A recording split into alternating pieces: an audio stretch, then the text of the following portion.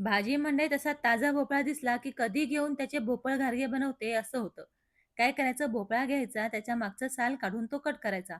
Cut करून कुकरच्या भांड्यामध्ये घेऊन त्याला 2 शिट्ट्या देऊन घ्यायच्या. शिट्ट्या देऊन झाल्यानंतर तोपर्यंत गूळ कट करून घ्यायचा. नंतर हा शिजलेला भोपळा मिक्सरमध्ये घेऊन त्याच्यापेक्षा थोडासा कमी गूळ घेऊन एकत्रितच मिक्सरमध्ये बारीक करून घ्यायचा. बारीक केलेलं मिश्रण परातीत घ्यायचं. त्याच्यामध्ये अगदी पाव चमचा हळद, पाव चमचा तिखट आणि पाव चमचा मीठ घालायचं. मिक्स करून झाल्यानंतर अर्धी वाटी गव्हाचं पीठ आणि 1 वाटी तांदळाचं पीठ घेऊन पुन्हा मिक्स करायचं.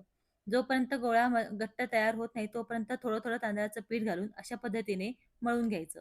मग नंतर लाटी तयार करून पूर्ण मोठी अशी पोळी लाटून घ्यायची. पोळी लाटून घेतली, की थोडीशी जाडसर पोळी लाटून घ्यायची आणि वाटीने त्याच्या अशा गोलाकार पुऱ्या तयार करायच्या. या पुऱ्या छान तळल्यात ना, की अगदी टम्म फुगतात. फक्त गॅस मात्र मोठा ठेवायचा पुऱ्या तळताना. अशी पुरी तळून झाली, की आपले भोपळासारखे तयार होतात. रेसिपी कशी वाटली मला कमेंट करून नक्की सांगा आणि आवडली असेल तर चॅनलला लाईक, शेअर आणि फॉलो करायला विसरू नका. मी अशाच छान-छान रेसिपीज माझ्या चॅनलवरती अपलोड करत असते. भेटू पुढच्या रेसिपीमध्ये. तोपर्यंत बाय. Take care.